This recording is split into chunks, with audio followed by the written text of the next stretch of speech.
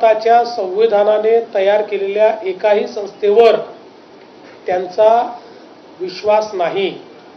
त्यांना न्यायालय मान्य नाही, त्यांना निवडणूक आयोग मान्य नाही, त्यांना आरबीआय मान्य नाही, त्यांना विधानमंडळ मान्य नाही, त्यांना विधानमंडळाचे पीठासीन अधिकारी मान्य नाहीत, त्यांना सीएजी मान्य नाही।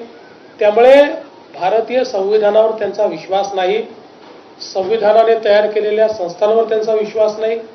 त्यामुळे त्यांनी संविधानावर बोलणे हास्यास्पद आहे। अरे पहिला बेंचवाल्यांनी जर मागच्याला तीन महत्वाची बिलं जी पेंडिंग आहेत, शक्ती कायदा असेल किंवा लोकायुक्त कायदा असेल, लोकपाल कायदा असेल किंवा पब्लिक सिक्युरिटी ऍक्ट असेल, त्यांची स्थिती काय आहे?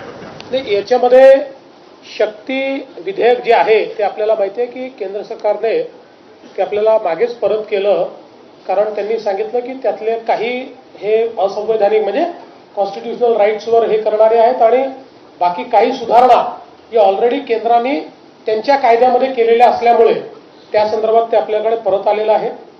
लोकपाल विधेयक जे आहे हे केंद्राने आपलं मंजूर केलेलं आहे, फक्त त्याच्यामध्ये आपल्याला एक सुधारणा करायला त्यांनी सांगितलेली आहे की आपण लोकपाल विधेयक करताना राज्यासोबत केंद्राचे अधिकारी पण त्याच्यामध्ये घेतले होते, तर त्यांनी त्यात तेवढी सुधारणा आपल्याला सांगितली आहे। बाकी सगळं मान्य केलं आहे, तेवढी सुधारणा आपण करणार आहोत की केंद्राचे अधिकारी हे केंद्रीय लोकपाल बिलाने कव्हर असल्यामुळे त्यांना वगळायचं, बाकी आपलं लोकपालाचं बिल त्यांनी जवळपास सगळं मान्य केलेलं आहे। आणि आपलं जे पब्लिक सिक्युरिटीचं जे विधेयक होतं ते आता अंतिम टप्प्यामध्ये आहे, ते लवकरच मान्य होईल।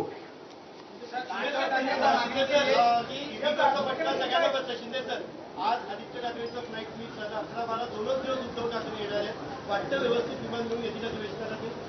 मगाशी मी बोललो ना त्याच्याबद्दल। विमान मिस होणार नाही ना त्यांचं? मग विमान मिस होणार नाही? अरे बाबा, मी मगाशीच सांगितलं ना, आरोप टीका करायची असेल तर पूर्ण वेळ तर अधिवेशनात बसलं पाहिजे। कारण झालं उद्धव ठाकरे म्हणतायत की उद्धवजी इंडिगोच्या विमानाने फिरत नाही एवढी माहिती जर तुम्हाला आहे, ते ज्या विमानाने फिरतात त्या विमानाला कुठलीही अडचण नाही, ते नीट येऊ शकतं। बाकी कोणाला अडचण असेल तर शिंदे साहेबांनी आणि मी समृद्धी महामार्ग बांधलेला आहे, गाडी पाहिजे असेल तर पाठवून देतो, गाडीत बसून 7-8 तासात नागपुरात पोहोचता येईल। खूप लोक समृद्धीने आले। लाडक्या बहिणी सुरक्षित नाही असं विरोधक म्हणतात महाराष्ट्रात। नाही, त्याचं उत्तर त्यांना देऊ ना, त्यांनी त्या संदर्भातला मुद्दा विधानसभेत मांडावा, त्याचं उत्तर त्यांना देऊ।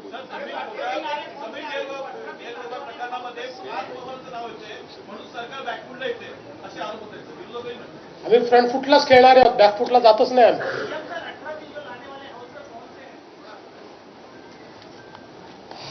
महाराष्ट्र सार्वजनिक विश्वस्त व्यवस्था दुसरी सुधारणा, महाराष्ट्र दुकाने व्यवस्थापना सुधारणा, महाराष्ट्र कृषी उत्पन्न सुधारणा, महाराष्ट्र धारण जमिनीचे तुकडे पाडण्यास प्रतिबंध, महानगरपालिका पाठवून देतो या त्यांना पाठवा, नाहीतर पटलावर ठेवतो।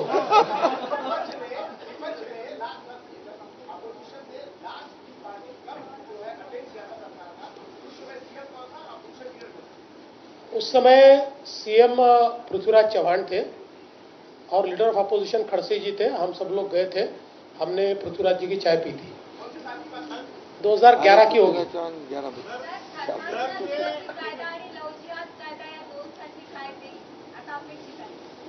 या संदर्भात कमिटी आपण केलेली आहे, माननीय ज्या आपले डीजींच्या अंतर्गत त्याचा रिपोर्ट अंतिम आहे, तो आमच्याकडे येतो आहे। घोषणा हुई, लेकिन आने वाले 3-4 महीनों में कुछ कॉन्क्रीट डेवलपमेंट होने वाला क्या है। क्या क्या क्या इंडस्ट्रियल प्रोजेक्ट। नहीं, कंक्रीट ही चल रहा है, आप चिंता मत करो, कुछ हल्का नहीं है, सब कंक्रीट चल रहा है। जो अनाउंसमेंट हुई है वो सारी इंडस्ट्री आ रही है और हम तो बार बार